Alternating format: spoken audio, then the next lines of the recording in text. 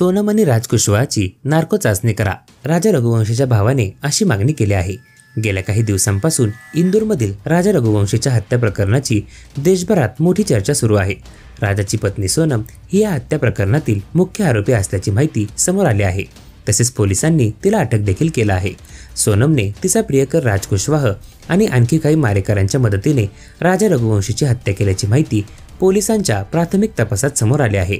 या प्रकरणात दररोज धक्कादायक खुलासे समोर येत आहेत। राजा रघुवंशी हत्या प्रकरणात सखोल चौकशीची मागणी केली जात आहे। यातच आता या प्रकरणातील आरोपींची नार्को चाचणी करण्यात यावी अशी मागणी राजा रघुवंशीचा भाऊ विपिन रघुवंशी यांनी केली आहे। विपिन रघुवंशी यांनी म्हटलं की चौकशी दरम्यान सोनमसह दुसऱ्या आरोपींच्या वागण्याने संशय निर्माण झाला आहे। सोनम आणि राज ज्या पद्धतीने पोलिसांची दिशाभूल करत आहे ते धक्कादायक आहे। पण एकदा नार्को चाचणी झाली की सोनम किती खोटं बोलत आहे हे उघड होईल, असं विपिन रघुवंशी यांनी म्हटलं आहे।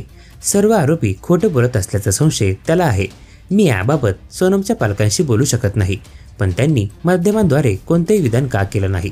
आता दावा केला जात आहे की सोनम ही राजला राखी बांधत होती, मग त्यांच्याबाबत तिच्या आईला हे माहीत नव्हतं का? पोलिसांनी तिच्या पालकांची देखील चौकशी करण्याची गरज आहे। तुम्ही सर्वांनी हे माध्यमांपासून आणि पोलिसांपासून का लपवलं आहे, असा सवाल विपिन रघुवंशी यांनी केला आहे।